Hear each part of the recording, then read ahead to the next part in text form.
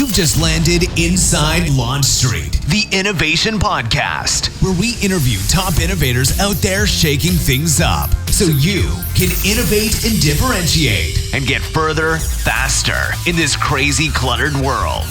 And now, innovation thought leader and your super fly host, Tamara Kleinberg.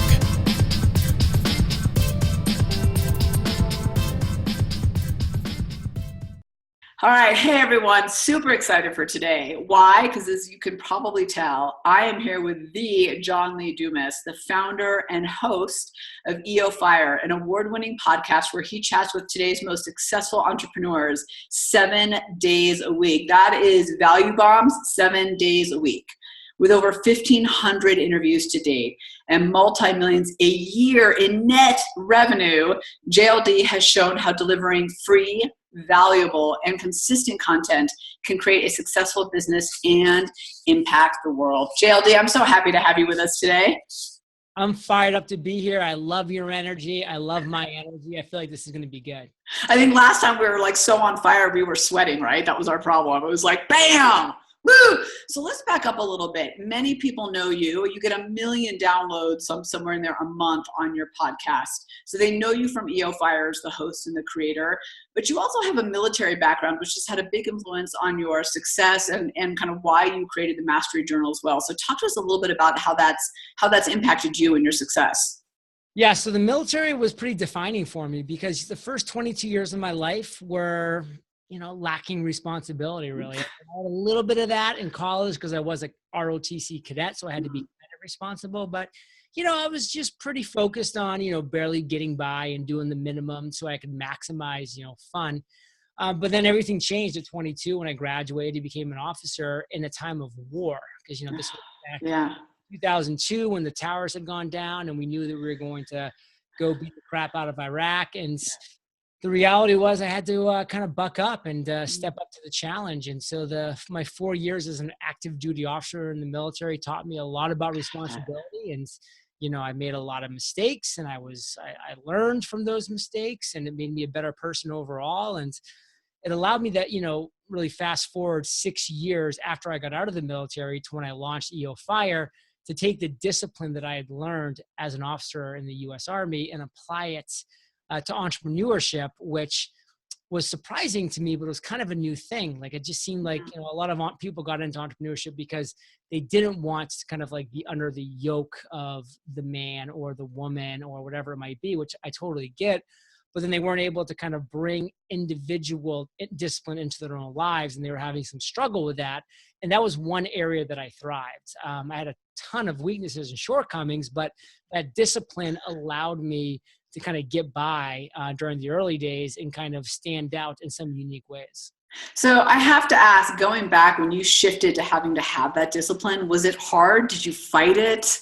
I mean, I know you kind of had no choice, right? You're in the military, but like mentally, how was adding that discipline to your life? How was that? It was tough. It was, I kind of equate it to, you can picture the old Westerns where like that Mustang doesn't want to be broken, but deep down, the Mustang knows is going to be broken. It's just a matter of time. That was me. I took my lumps. I made my mistakes. But overall, I realized that it had to happen. So I submitted to my superiors and learned discipline. Yeah. I mean, it's one of the greatest gifts. And I think you're right. I think for entrepreneurs, it's one of the hardest things because you're also, you have no real goals, not that you don't have goals. That's not what I said. You have no one breathing over your shoulder telling you when something has to be done. And without discipline, those things don't get done. So let's fast forward because we know how successful you are. What made you decide to put pen to paper to write the Mastery Journal?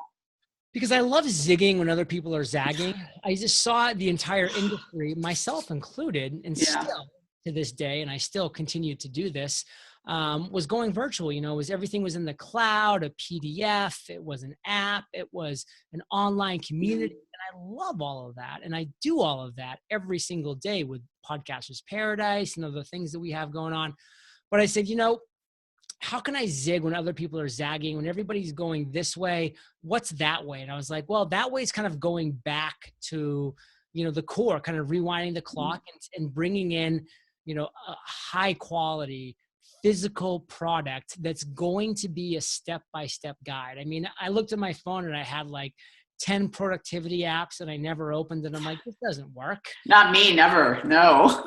What works though is having something that's like on your desk, like staring at your face, on your nightstand at night, in your book bag with you at the coffee shop, like pulling it out and someone being like, what's that? And you're like, well, let me explain. You're kind of proud of that thing and just something real. And again, there's just something of taking, at least for me, and I think it's been proven because, now we've sold over 17,000 freedom. That's incredible. Taking a pen and like putting it to paper, writing something down. There's power in typing and I do that all day long, but there's a disconnect on some levels.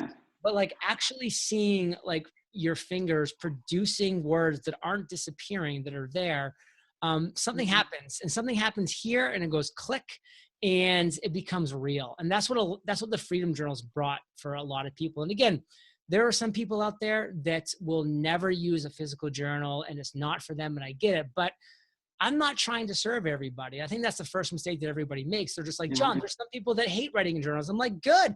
They shouldn't buy my journal because you have to write it if you want it to work, so they can go off and do whatever they want. I'm looking to serve a person who wants to be grounded, who wants to go back to the core, who wants to, potentially leave a legacy. And like you kind of mentioned before we hit record here, that we might go on some rants, and I'll go on a real quick one. Is I never got to meet my father's grandfather. He died 20 years before I was born. I've seen a couple of pictures of him. I've never heard his voice. I've never seen a video. And I'm his namesake. And that's kind of sad. I would love to have something. And, imagine like me being able to pull a book off a shelf. Right. Spent 100 days writing down his daily goals, his wins, his losses. I would feel this connection with him. And that's what the Freedom Journal is. I mean, it's going to take you to the next level with what you're doing, accomplishing a goal, but it's also going to leave a legacy for those that come after you. And I'm not saying that like your great-great-great-granddaughter is going to fall asleep reading this book every night, but maybe when she's 25 years old, she wants to take it off the bookshelf for a while and connect with somebody who she never even met, but, is a generational ancestor. So, to me, that's why the Freedom Journal worked. And that's why I spent all of last year crafting, my latest project, which is the Mastery Journal, which is a completely different book for a completely different reason and a completely different focus, but with the same idea of the physical product, gorgeous, high quality, and making you leave a legacy. Well, I love what you're saying about, I was just having this conversation today with someone that yes, you really need to know who's in your tribe and who you serve, but it's just as important to know who you don't serve. And to your point, you were just saying that about, look, if you don't want to have something to write in and pull out and have that physicality behind it, then this probably isn't for you. And that's great. And that means we get to serve the people who we should serve even better because we're focused on them. So I want to get back to discipline, because this is one of those topics where there are some days where I think nailed it, and then other days where I think, oh my God, I've been watching Netflix for 4 hours. What has happened to my life? Like, what choices got me to this moment? I note you got to watch The Story of Us on Amazon. It's amazing. Oh no, another show for me to watch. Mandy Moore, but that's the thing. If you use the Mastery Journal, you have these refresh moments where you're supposed to gift yourself. Oh my God, for that alone, I'll do it. You have a timer, it's 18 minutes and it's an hour show. So you got to be strict. And when it's over, you got to do that next session. And then you get 18 more minutes, your little nugget of gift, during the day. Of course, at night, you can binge. Right. It's game on. It's anything goes at night. Who cares? What is your definition of discipline? And because I think that there's, we often guilt ourselves into feeling that we're not being disciplined enough, or maybe we pride ourselves on being extremely disciplined, but I'm not sure I really get what that means. So for me, I want the root word of that word discipline, and that's disciple. Mm-hmm. And so are you being a disciple to yourself on a plan of action that you're creating? So to me, disciplined is creating that plan of action and then executing that plan. If you're not doing that on a daily basis, you're not being disciplined. If you're not sitting down, crafting a plan, and then executing that plan, you're not being disciplined, because if you don't have a plan, you're going to get diverted by what I call OPA, other people's agenda. That's your email inbox. That's your Facebook messages. That's everything that's screaming at you all day Ping, long. ping, ping, ping, ping. You have to deal with that at some point in the day, but don't use the best part of you, the best energy that you have on that. Use that on yourself, on the topics, on the content that you need to create that's going to move you forward. And then, when you're kind of a little mentally tired and burned out, then you can jump into your email inbox and just kind of go into robot mode, control mode, and just answer questions and do this and do that. But use the best part of you for you. So can you give us an example of something, an outcome or an experience that you had where really mastering that discipline, having that mastery really helped you move the needle?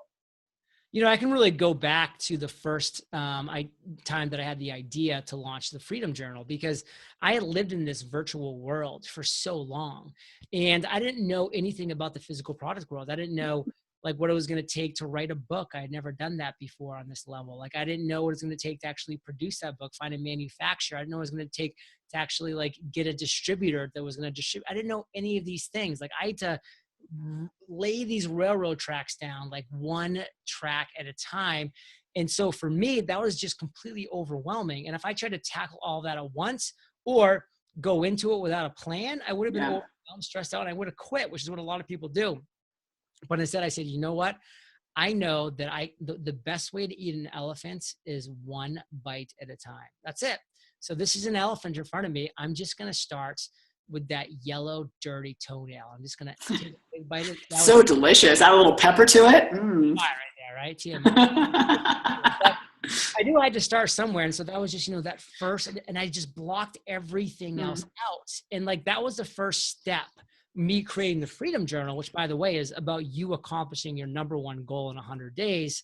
That was really, I didn't know it at the time, but that was me developing the initial framework, which is now turned into the Mastery Journal, which is all about mastering productivity, discipline, and focus in 100 days. Why 100 days? It's a great question. Self-evaluation. So for me, like I did a lot of self-evaluation when I was going into the Freedom Journal, and I said, like, how long should this goal be? Because there has to be a time frame. Otherwise, as Parkinson's law states, tasks and to the time allotted. So there has to be a time boundedness to it. But what's right? 20 days, 200 days, somewhere in the. And for me, I looked back, self-evaluated to how long did it take me to launch EOFIRE, which for me was that number one domino that started the reaction of awesome. Like, how long did it take me to create Podcaster's Paradise, which, has now brought in over $4 million in revenue. So like I looked at things that I had done in my life that were big, massive accomplishments that were meaningful, that took real time, but not too much time because, we can't have this endless, accomplish my goal in a year. Well, in a year, is that initial goal even going to be worthwhile? Because time changes so fast. Like I want to become a Periscope expert in a year. Well, who cares about Periscope anymore? Like that's right. Thank God. Like, what's happening at Meerkat's headquarters right now? Oh God, it's not a good day. Not a good day. So let's delve in a little bit. Oh, sorry. Go on about 100. So basically kind of clearing that up is just like, that was like my initial steps to the framework of crafting, what it is, master productivity, discipline, and focus in 100 days, which is now turned into the Mastery Journal. Well, and I think it makes a lot of sense. And I think 100 days, if you go too short, you are assessing without patterns. So you don't even know what you're looking at. And if you go too long, really, you're probably doing stuff wrong or maybe right that you should be doing more of or less of, and you haven't given yourself a chance to do that. So I want to dig into a couple of the concepts in the Mastery Journal because you sent me the sample, the galley, whatever they're called. And I will tell you, I kept scrolling and scrolling because I was like, give me the whole thing, dude, come on. But it was a sample and I was like, oh, come on. That's how good it was. But I want to talk about focus and what that means to you because you have a bit of a different definition for it. So I love the acronym for the word focus, which for me is follow one course until success. Now, with that doesn't mean like in your life as a whole. That means in your task at hand. So you're going to have these focus times where, again, you're focusing for me, 42 minutes during a session, but then my 18 minutes watching Story of Us with Mandy Moore, on Amazon. That's like my gift. What a lot of people don't realize is this. I mean, this is the real deal. People lose because they say, I want to write 4 chapters of my book today. That's my goal for today. They will find a way mentally to push back the time that they start doing that for so long, because it takes a lot of mental energy to like sit down and write a chapter of a book. It just does. Like it's huge. It's mentally draining. Your brain doesn't want to be mentally drained because your brain wants to survive. And when you're using your brain with that kind of focus, you're burning, you're using energy, you're burning calories, your brain's going 100 miles an hour. And your brain's like, well, I need to protect myself. Like, what if a saber-toothed tiger comes around the corner? I need the energy. Your brain tries to trick yourself, into like, let's just do some easy tasks. So if something really serious happens, then we're ready for it. Yeah. Well, the problem with that is that then you just keep pushing the starting line back, and it just never starts. And that happens to so many of us so many times. What's different with the mastery journal, because of the focus aspect that we're talking about, is that you have 4 focus sessions every single day. And the important thing is that that it's a limited session. It's only 42 minutes. Right. For you, it might be 30 minutes. It might be an hour. Like, you're going to find that perfect number. And I help you do that within the mastery journal. But that 42 minutes of focus is then going to be rewarded with 18 minutes of refresh. And just that little mental, both conscious and subconscious, like mindset click changes everything. Because now you're like, oh my God, like I'm at a great part in this, show, the story of us, and I'm going to be able to watch it. But after I do 42 minutes with a timer of focus, and you're going to go, wow, I just finished a chapter in 40. I just sat down, I did it. Now I'm going to relax. I'm going to sit back. I'm going to watch the show. And then after it's done, I'm going to session number 2, chapter number 2. I love it. And, I think too, if we stretch ourselves too far beyond what we're really able to do, and, I play in the space of innovation. So when I'm asking someone to be innovative, if they do it for a 3-hour stretch, after a certain amount of time, whatever, to your point, whatever it is for them, their brain's not working as well anyway. So you end up having to go back and redo that work. So why not take the 18 minutes to watch your favorite show? Right now, mine is Man in High Castle. I cannot get enough of that show. So, you need that mental break. Otherwise, anytime I've tried to power through, I've had to go back and do the work over again anyway. Yeah. That kind of sucks. Yeah. The law of diminishing returns is a real thing. You're going to get to a point where you've maximized your production, and then everything you do after that point is just a diminishing return. And there's nothing worse than having to do the same thing twice. I mean, that's really aggravating. And then guess what? You're giving your brain ammunition that it's going to use later to say, remember when you sat down to write? Right. That was horrible. Yeah. No, make it easy. Make it fun. I love it. And I love rewards too. Today, mine is a hot bath later for achieving everything I needed to do today. So I like to randomize them during the day. Hot bath some days, massage another day, walk with the dog another, whatever suits my mood that day. Talk to me a little bit though about the benefits of focus, that follow one course until success concept, because I think as entrepreneurs and intrapreneurs, people in organizations trying to be innovative, one of the hardest things is commitment and consistency, is following things through. And, it's very easy to launch and abandon and not follow things through. So what does that look like, and why is that so beneficial? So following one course until success is really difficult to do in this day and age, because we have what I like to call weapons of mass distraction, just literally everywhere. And they will if we let it. I mean, I will say, unfortunately, we're always within arm's reach of this. I mean, this is always there. Yeah. And I used to love when I was in San Diego, like this would go off in the airplane mode at the beginning of the day, and I would keep it off. Because we came down to Puerto Rico and we bought this brand new house and we're doing some work to it, I kind of had to be accessible to when handymen were showing up and this and that. Cause I live in part of the house right here. I'm a mile from my front door. I can't see it or hear it. So I don't know. And so I would have random texts throughout the day just from my friends, or, not even related to the handyman, but I would have to check it. I'd get out of my zone and check it. Yep. Restart my engine just to get there. So there's a great book by Cal Newport called Deep Work, where I read it. Yeah, it's good. Residue in that book, which is so important, because people don't realize that, like, they think that they're like working on their chapter of their book, and then that ding happens and they go to just, oh, it's just a quick message. No, nothing really happens. Like, you're taking the residue from that quick little interaction back to your work, which is diminished now because of that interaction. So you have to protect yourself. And again, this is the beauty of these sessions. You don't have to do yourself all day. Turn yourself off for 30 minutes, for 40 minutes, however it is.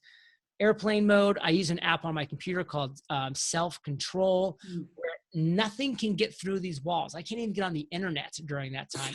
So that off as well during those 42 minutes. And that just focus to a new level, because the crazy thing is people are like, I don't need to use that app Self-Control because I have self-control. And I'm like, you probably do. And you're right, because I know I do too. But the problem is, on some subconscious level, your mind is just like, oh, you're just one click away from checking your Amazon or Shopify store, whatever it is. And like, you're not going to do it, but you're still being tugged in that thinking direction. About it. Take it off the table and just bring yourself into that one focus, laser in. And again, not all day. One session, done. Refresh, done. Session 2, focus. Refresh, relax.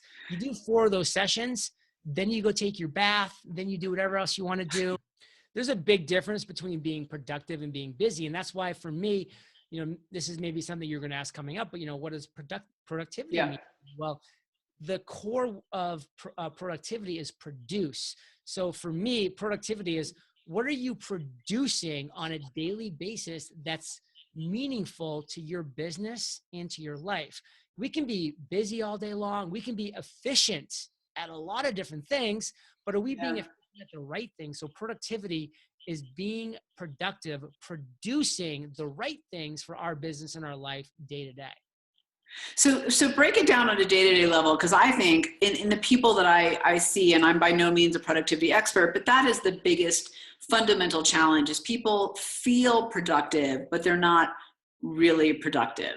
So break it down for me. Give me an example of either or. So if I'm watching and listening to this, I can go, you know what, I am productive, or hey, whoa, no. Self-evaluation is big. I've used that word before, and it's huge throughout the Mastery Journal. Every single day after you're done one of your sessions, you are actually going to be giving yourself a productivity score. You're going to be giving yourself a discipline score. So at the end of the day, you're going to have 4 productivity scores, 4 discipline scores, which you're then going to average together. So you're going to have a day productivity score, a day discipline score. You're going to be entering that score into your 10-day recap, which is every 10 days is happening. Seeing over the course of every 10 days what your chart looks like, if it's going like up and to the right, hopefully, or maybe you're having some downs. You can start to self-evaluate yourself. So when you start there with that simple self-evaluation, it takes on a new level every single time that you do it. So you start to see, was I really productive? When you start to actually ask yourself that question and really challenge yourself every single day, 4 sessions a day, guess what? You start to realize what's moving your business forward, what's not moving your business forward. Maybe, writing that, writing that long post on Instagram, that's getting 4 likes isn't as productive, as you thought it might be. Hashtag busy work. Maybe you're seeing that your posts on Instagrams are driving, 10 people a day to sign up to your email list. And so you start to understand, and go deep, going back to that book, Deep Work, you start to go deep into your self-evaluation on what matters to you. And you stop just coasting on the fluff, because the Mastery Journal won't let you get into the fluff. You have to go deep. I love that, because I think it's social media in particular, because there's this instant reward, likes, shares, whatever. So it's so easy in some of those things to get so distracted and feel like, oh, look, I've done something, but you haven't done jack at the end of the day. And, especially when you're wasting your time on Facebook groups that are just like friends who are showing their breakfast, and you're like, why do I care about your scrambled eggs? I really don't.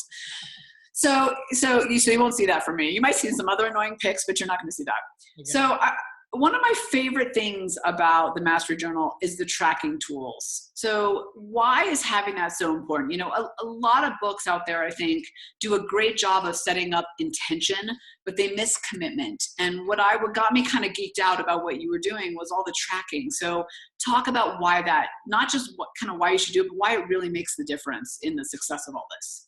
So one thing that I realized is that what gets measured gets accomplished. And so what I was realizing with my business with EOFIRE back, pre-revenue, which was almost for the full year, I was realizing that I wasn't measuring anything. And so I wasn't having any results to look back and see what was working so I could amplify the things that were working, what's not working so that I can maybe pull back and take some time back from there to pour some more, fluid on the fire of things that are working. So for me, I just started tracking everything. And by tracking everything, I started realizing what didn't matter to track. And that was certain things. But then I was realizing what did really matter to track. And for me, I realized what mattered to track was my actual tasks that I was focusing on any given day. I would sit down, I would say, I'm going to write this discipline plan down that I'm going to focus on throughout the day. And then within these 4 work sessions within the Mastery Journal, I'm going to be taking one of these tasks and I'm going to be giving it my direct focus. And then I'm going to be tracking my productivity and discipline from within each one of those tasks. So I started realizing what mattered when it came to tracking and just saying, this is what matters. Let me just double down on this. What doesn't matter when it comes to tracking? Let me just take a step back and realize that, hey, that doesn't matter. Let me not spend time there. So it's just an evolving process. And that's why the Mastery Journal, it doesn't have all of the answers. What it has is the framework and the guide. System. And the system to allow you to self-evaluate yourself for maybe the first time ever on this kind of level, on these type of things that can really give you some major breakthroughs. Well, and I'd say that for those watching and listening, what you're saying, JLD, is so important that I was trying to figure out what to call you that time. I'm like, do I call him John, bro? Which one? I'm going to do all of it. So, but I think in that case, that there's something you're saying there that's really important, and that I hope people are really hearing, which is tracking your actions. What I'm not hearing you saying, please correct me if I'm wrong, is tracking your goals. Like, yes, we have goals we want to get to, but you're talking about daily actions and daily assessment, not just the goals you're trying to get to. And that's really where the success is, isn't it? And is in getting the actions clear and done. That's it. I agree. I'm not disagreeing with you on that. Well, excellent. I love a good agreement. Show wing. It's dessert time. Disagreement though too. So no. Please. I'm Israeli, so if it's not a disagreement, we're not having a conversation. My sister, we went to Israel with her for the first time. She was born in the U.S. and I remember her asking me, like, why does everybody argue all the time? I was like, oh, they're not arguing. That's just how we talk. Like, it's not. It's just the way it is. So what's one other thing about the Mastery Journal that you think people need to know? Well, first off, your dog made an appearance, which is adorable. Oh, she did? Gorgeous. So yeah, it's my 90-pound Mastiff girl. See, you want to see my baby? So one thing that I need people to know about the Mastery Journal is, you have the tagline, which is master productivity, discipline, and focus in 100 days. The one thing that I want people to know is these are my 3 greatest strengths. And I say that because I have so many weaknesses. Like if I was to write a book about my weaknesses, it would be 1,000 pages long. I mean, it's endless, but I instead was able to identify my 3 greatest strengths. And I was able to amplify those over the last 4.5 years. And I've been able to take those, master those 3 strengths, which I still, by the way, continue to work on, but then create a framework around those 3 strengths that can guide other people to do the same. So if you're struggling with 1, 2, or all 3 of those, then the Mastery Journal is for you. It's just really that plain and simple. If you feel like you can be more productive, it's for you. If you feel like you could be more disciplined, it's for you. If you feel like you sometimes lack focus, then it's for you. If you think all 3 of those things, then it's for you. So like this is the tool, the guide that's going to get you there. And it's my best work. It really is. And I don't say that lightly.